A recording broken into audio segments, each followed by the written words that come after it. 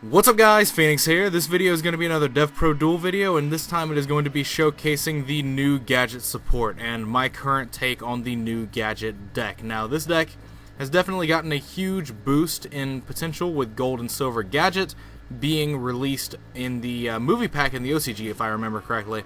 And they both have the exact same effect, but it's both very, very good and very, very actually defining in terms of allowing the deck to continue to make, basically turn into a rank 4 spam deck, essentially. It kind of forms sort of like a Vega Deneb combo with your plays, whereas these basically are like Satellite Knight Vega in its pure functionality, but then they, utilize the gadgets as sort of Denebs. Now, both of them, if you don't know what their effects are, they both have the exact same effect of when this card is normal or special summoned, you can special summon one level 4 machine type monster from your hand. If this card is destroyed by battle or card effect, you can special summon one level 4 gadget monster from your deck, except Gold Gadget. You can only use one Gold Gadget effect per turn, only once per turn that turn. Silver Gadget is the exact same way, except it's, you can obviously only use one Silver Gadget effect per turn and only once that turn. So in terms of just card by card, Gold Gadget is strictly better simply because it only has 200 more attack than Silver Gadget. But otherwise, both cards are very essential and both cards are identical, and that's what makes it really cool. They are floaters and additional play implementers in the form of them just allowing you to summon other gadgets from your hand. Now, they could have been designed a little bit better, but ultimately, in terms of this being the first gadget support we've gotten in a decade, I mean, they're pretty damn decent for what they are. They basically are just additional copies of 10 Goldfish, but they trigger when they're special summoned. So this deck list is just something I've been messing around with. It's basically just a lot of attempting to make a lot of rank 4s, essentially, as you can see. There's not a lot of traps in the deck, and I would actually probably like to rectify that at some point, maybe in a future build, but as of right now, Triple Call, Triple Oasis seems pretty standard, because once you get into one of these and put it into the graveyard, they're floaters, as well as being able to trigger their abilities on your opponent's turn to summon gadgets out of your hand and keep your rank 4 spam moving. So for the extra deck, literally Trishul is here because of Globe Bulb. Globe Bulb seems like just a decent addition into the deck. It could get cut in the future though. Norden, obviously, for instant fusions, double Dargesso Emerald, because you're able to just like start shuffling back literally one of each color gadget and keeping your play string moving. And the only real important thing in this extra deck is like Gear Gigant, obviously, because it's a gadget deck, some generic removal in the form of 101 Castell, Diamond Dyer, Dweller, and then the Utopia and Utopia the Lightning. Now I'm playing two of each of these because the Cosmo matchup is very, very much a problem for this deck, specifically because, typically rank 4s can't get over like big ships like Dark Planet, Dark Destroyer, and so these allow you to get over that in some sort of function. Now you have two of each, but you also have easy access with this deck into Emerald, so essentially as long as they aren't getting banished, you can essentially make as many in a game as you potentially need to, because of the ability this deck has to literally just put out up to 2 to 3 rank 4s in a turn, depending on what card combinations you're using, being able to summon things on your opponent's turn as well as your own. But anyway, that's enough of a little overview of this deck.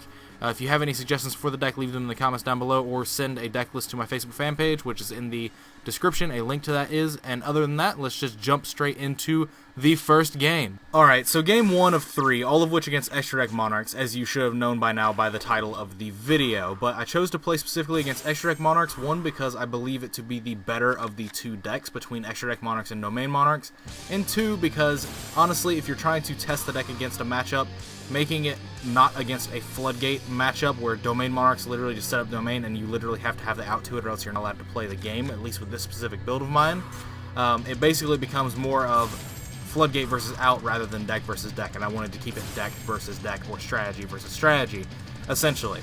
But my opening hand is actually really strong with Silver Gadget into a Gadget, into Gear Gigant, searching Tin Plate Goldfish just to sort of get another additional summon outlet, basically, to allow another rank 4 to happen. And then I'm able to instant fusion into Norden, back to Silver Gadget, and make Rafflesia, and then set Call of the Haunted, so that as soon as the Rafflesia detaches a material off of it, I can then potentially float into Silver Gadget. I feel like I'm in a very good opening in terms of an opening situation. But he opens with Return and then activates Stormforth. He Stormforth tributes my Rafflesia and summons Kuraz. And so he then uses Kuraz's effect and then structures his chain link to get a return search. So he searches for Aether, pops his Return, and then pops my Gear Gigant. And I was honestly hoping he would target my Call of the Haunted, because at that point that would just trigger Silver Gadget's effect to float, but he ended up just clearing my Gear Gigant. And even though he can't attack anyway, he just wanted to clear it as a potential to where I don't get free searches on my next turn. So I guess it made absolutely perfect sense. But anyway, what I'm able to do is, after we draw cards off of the Karaz effect resolving, he ends his turn so he has no other play. And in the end phase, I call the Haunted on Silver Gadget and use Silver Gadget to special Red Gadget out of my hand and getting another search for a Gadget. So now at this point I've got Silver and Red on board, and then I've got Tinplate Goldfish in hand with some other gadgets. And so at this point, I'm looking at what I could potentially do here. And I draw the Glow Up Bulb for turn, and I'm like, you know what? I feel like I could just blow him out with threatening him with a Trishula at this point. So that's what I try to do. Like, at the worst case scenario, he's going to Karaz me off of his Either, and then he's going to, like, let me draw 2 cards. This isn't what I would consider a bad position at all, specifically since I run, like, things like triple double summon in my deck and stuff like that. So he ends up Eithering and Karazing and getting rid of the Glow Up Bulb and the Gadget, because if he targets the Silver Gadget, then I'm just going to float into another monster anyway. Bulb and Gadget both specifically replace themselves, but he just wanted to clear my board. But I draw into one of those 3 double summons, and so I activate double summon, normal summon Tinplate Goldfish, use its effect, special summon the green gadget from my hand and search for another gadget. So at this point, my hand is starting to get flooded with monsters, and now I still have the Glow Up Bulb effect that I can, activate from grave. So I mill for Bulb and special summon it, and I synchro with everything except Silver Gadget into Trishula. And at this point, I feel like I'm actually putting myself in a very favorable position in this game. Specifically because, yes, he's going to use his Prime Monarch from grave, but that's not what I'm going to be trying to banish anyway. I'm just going to banish the Either from field because it's the only thing I can't beat over. And then from graveyard, I'm going to banish Pantheism because that gives him a free plus on his turn. And then out of his hand, I just end up banishing a Gymnite Garnet, which was a dead card anyway. Kind of wish I'd hit something else, but it's still fine. I'm still banishing cards. So I enter my battle phase, and I attack his Karaz with my Silver Gadget, suiciding it, because that lets me summon Gold Gadget out of my deck. And then Gold Gadget can trigger its effect to special summon another Gadget out of my hand and keep on going. So I special Red, get a search for another Yellow. So at this point, I've got triple Yellow Gadget in my hand. And I contemplate which one to attack with the Trishula, and ultimately just decide to attack the Karaz. Because if I attack the Prime, it makes no sense to attack the Prime. He'll just bring it back for free next turn. The Karaz would bounce to his hand in the end phase off Either, so it was like, if I attack the Prime, he gets to bring the Prime back, and then he already has the Karaz in his hand to tribute.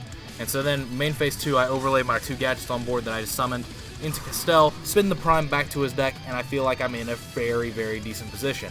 But then I start getting just punished for not actually developing a, basically just not drawing traps, I guess. I'm not really developing a defensive line, but my Rafflesia is gone, so I don't really have another way to do that because the extra deck is kind of tight running multiple Utopias and stuff. So the only other thing I could have made is potentially Giant Hand, but that wouldn't have even really helped here if I ran it. But he opens, he sets up a Brilliant Fusion play.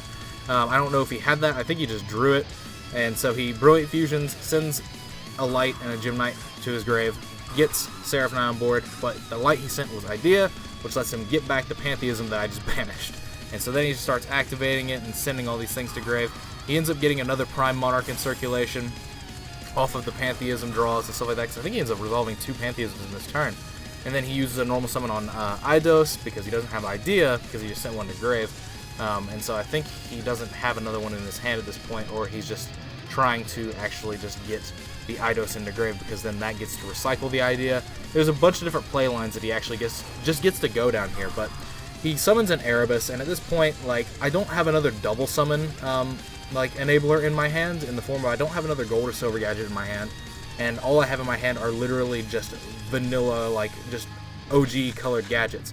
And so he uses Erebus's effect that he summons, and he shuffles a card out of my hand back into the deck. He hits the green Gadget, which I'm kind of okay with, but I've got triple Yellow Gadget in my hand, and I was like, this is irritating. The monsters in this deck do typically just start clumping into your hand, and that is a problem, and it might actually warrant the monster lineup getting trimmed down in the future, simply because I'd rather probably play more traps, because the Silver and Gold Gadgets themselves float into the regular Gadgets, which make them just be capable of essentially establishing you into a monster line of plays, because you start getting into floaters, and then you start getting into searchers. But anyway, I get really lucky with a top deck of a Silver Gadget, and I normal summon it, and Silver Gadget is light, and he Chaos Trap holes it, and I'm just like, ha ha ha, that is true, Silver and Gold Gadgets are both light. They're the only attribute of gadgets that are not Earth, and I went from being in what I would consider to be such a favorable position, especially after forcing him to Karaz make me pop 2 cards, and in most players' opinions, if you're ever forced to Karaz your opponent's 2 cards and make them draw 2 cards, you're typically in a losing state. Like, that's typically how it works. But unfortunately, he's just able to blow me back into, like, being on the losing end of the game with a very, very clutch Brilliant Fusion, and then resolving Erebus, and then being able to get into an either play, which ultimately just closes out the game. And he also had Eidos engraved with the idea that was sent there off Brilliant Fusion, so he definitely had tribute fodder, like, guaranteed. Even if I got rid of his primes, I got rid of all that. Like, it was very much me going from a very favorable position to then just immediately like losing the game within 2 turns. So anyway, next game I get to start again. I open with Template Goldfish and a Gadget and the Bulb again, and I have a Soul Charge in my hand, which I think is going to be probably something that's actually really good for me. So at this point, I don't know what specifically I want to actually do. I can make Gear Gigant, but I don't really see the need to because I have the Soul Charge. So I just decide to overlay them both into Rafflesia. And Rafflesia, set Twin Twister, and see where that goes from there. The Twin Twister can maybe discard the Bulb, maybe hit something like Domain, maybe in-phase snipe some Storm Forts or something. So I'm trying to figure out how I want to play this game, because honestly the only thing that would really cause me to 100% lose is if like Erebus takes the Soul Charge out of my hand. So he activates Tenacity, searches Pantheism, and then uses Pantheism discarding Prime and drawing cards, and then using Pantheism to search other cards. Totally fair, right? This card is at 3. This card is just 100% a +1. Draw 2 cards and then search 1, fam. We got you. But anyway, he reveals some cards off of the Pantheism. Amongst them, other copies of Pantheism. I end up just giving him the Pantheism. And then he discards Frost Blast of the Monarchs. And that card is really good, and I did not know he was maining that card. So he uses Frost Blast after discarding it off Pantheism and destroys my set Twin Twister for absolutely free. Like, wow. What amazing value. And then he gets to follow that up with a Brilliant Fusion that I can't answer because the Twin Twister is gone. And he sends Garnet and Idea to grave, and the Idea gets to add back one of those Pantheisms. So he's resolved double Pantheism in the turn, and then added one back. Like, it's absolutely ridiculous how far ahead he's already in the game ahead of me, because I went first, I was down a card, he got to pop my back row for literally free, and he's currently at like 9 cards, and I'm at 4. He's 5 cards ahead of me. It's like ridiculous.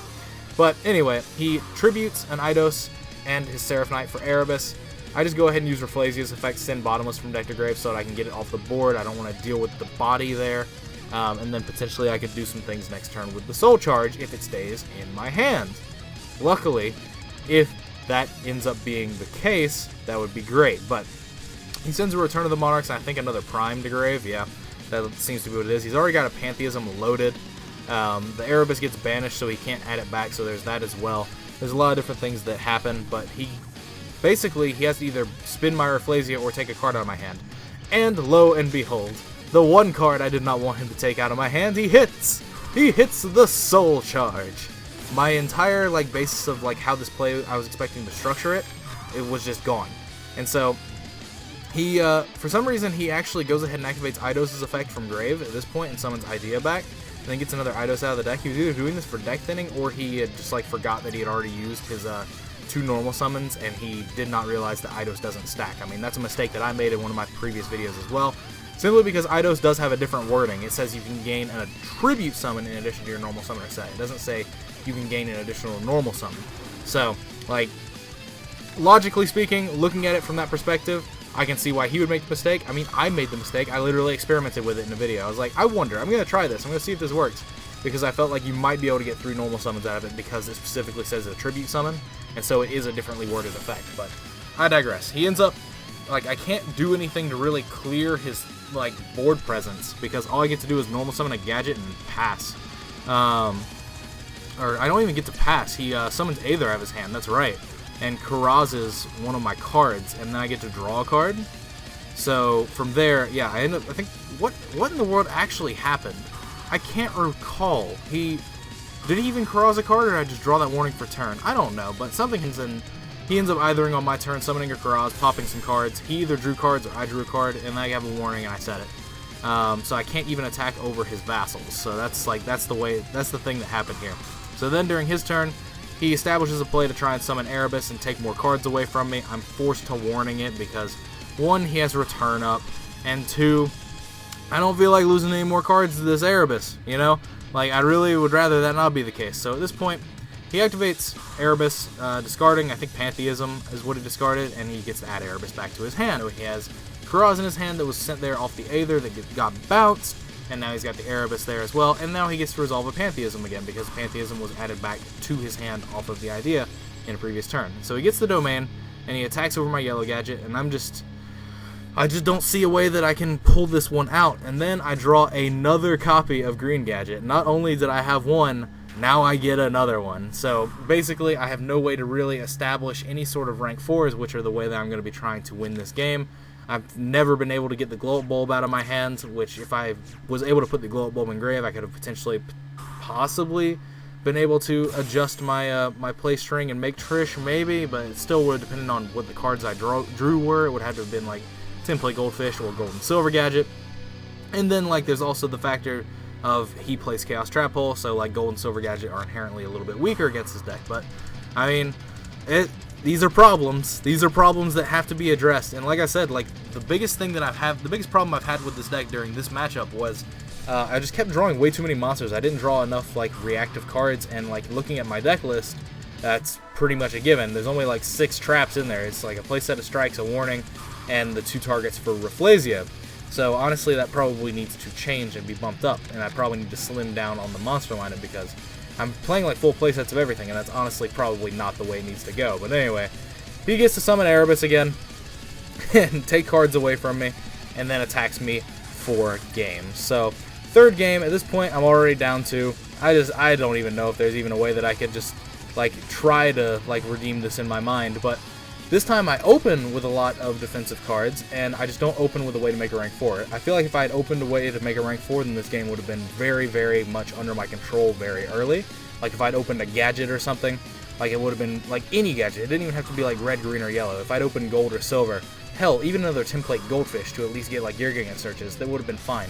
But anyway, he opens his turn with Pantheism, discarding Frostblast, and then revealing triple Prime Monarch off of the first Pantheism that he banishes. I have to give him one, and then he then uses that to discard for another Pantheism. So he's already got a Prime Monarch floating in grave that he can utilize for rank 5s as well as tribute fodder in the near future. And he normal summons an idea, and at this point I could either like warning his tribute summon, or I could warning the idea. And I feel like warning, I just contemplate for a second, and I feel like warning the idea is just better in terms of it doesn't put the Eidos in his grave, and thus like I could take more cards out of his hand off of like warning the tribute summon, but it ends up giving him another like outlet next turn in the form of he gets to just immediately use Eidos into idea and get more cards that way in the form of like his banished Pantheisms and stuff. He gets to add the Pantheism that was banished back to his hand. So at this point, I just summon Template Goldfish to try to attack for like the disrespectful 800, because I've got a lot of set cards in the form of Traptrix Trap Hole Nightmare, which is arguably just really dead against this matchup, but I will get to use it. I would have gotten to use it if I had let the Eidos hit grave, and then he would have specialed idea, so like that was a potential option as well. He ends up banishing his Frostblast to summon Prime, so that actually ended up working out in my favor, because then I just get to set my card for free and not have to worry about it potentially getting sniped off Frostblast. But anyway, he uses Pantheism's effect from grave again, reveals some cards. I think I give him another Prime Monarch because he reveals those, and then he activates another Pantheism from his hand, discarding the one that he added back off the idea, and discarding Prime Monarch again and drawing more cards. But at this point, he uses Stormforth, tributes my Template Goldfish, and summons a Kuraz and targets his 2 cards to try and draw things. And I'm just like, I don't think I want to let you power any further into your deck and resources, sir. So I saw him strike the Kuraz. So at this point, I'm still like, I'm on the losing end in terms of card advantage, because his cards are just better quality than mine, and I haven't started getting into any of my floaters or searchers yet. But I finally draw into a red Gadget, and I summon it and attempt to use this effect because I've got things like Double Summon down, I've got Traptrix Trap Hole Nightmare, and Call of the Haunted, so I've got all these different options. So I ultimately decide, after thinking for a second, to Call the Haunted my Template Goldfish, because the option was either to Call the Haunted Template Goldfish, or it was to double summon and summon the yellow Gadget. But I ultimately decided that this was the better line of play, because I made Geargigant, I detached material from it, and so at this point now I'm able to search gold or silver Gadget. And then I can use double summon here, and I'll be able to summon the gold or silver, and then I'll be able to special the Gadget out of my hand. But actually, I just decide to go for the Template Goldfish because I remember that he plays Chaos Trap Hole in the main. So I decided to try and play around that because I feel like there might be one down there. And so I'm going to play around it for as long as I possibly can. But he's got double prime on the board. He's activated a Stormforth, and so he tributes my Gear Gigant for his Either, and then uses its effect with sending cards to grave and stuff like that. But I still have the double summon down, so I actually feel like I'm in a decent enough position to try and do something this turn. But as it stands, I'm not quite sure what it is yet, because I've got to play around Chaos Trap Hole, but there's no real way for me to play around Chaos Trap Hole and still make Utopia the Lightning, which is the card that I kind of want to just make at this situation, because it's the biggest thing, and it's going to potentially, you know, just deal with threats, because there's no real other way I can deal with threats other than like Castel or 101 or Diamond Dyer. But like I could like 101 his Erebus, but that's not really gonna do much. I'm just gonna get slapped by this Aether. So I decided to just go template Goldfish into my Gadget, search another thing, and then make the Utopia. If he has the Chaos Trap Hole, he has the Chaos Trap Hole. Like there's nothing much I can do about it at this point. I just didn't want my Gold or Silver Gadget being banished if I had searched it. But at this point, like, it's still just, I'm really far down in terms of cards. I think this matchup might actually just be unwinnable for the deck that I brought to the table, because literally the Monarch cards are, one, very huge. Like, they're bigger than any rank 4 allows you to access. Now, if we had something like Exciton in the format, then it would probably be a lot easier, because you'd literally just be able to like play 2 Excitons and like resolve an Exciton almost every turn until they finally had less cards than you, and then you get to commit to your board. Stuff like that. But as it stands with the deck that I actually brought to the fight, I probably have... like, I talked to him after this, I was like, I think this matchup might just be unwinnable for the Gadget deck, at least the one that I'm playing. Because, like, even when I was seemingly ahead, it was just so easy for it to get turned around because of the quality of the cards the Monarch deck has access to in the form of Pantheism and all that. And, like, the deck thrives in simplified game states in the form of, if it's able to just tribute summon every turn and take away resources, that's fine. Like, in the Gadget cards, the Gadget resources itself, the deck that currently, like, is being played, it needs, like, a really complex game state. While it's still a simple game state in the form of it's very, like, clear-cut on what you're trying to be doing, it does require a lot of cards to be going off in the form of you need your templates, your gold, silvers, and all that to be going off in succession and be able to cycle them correctly.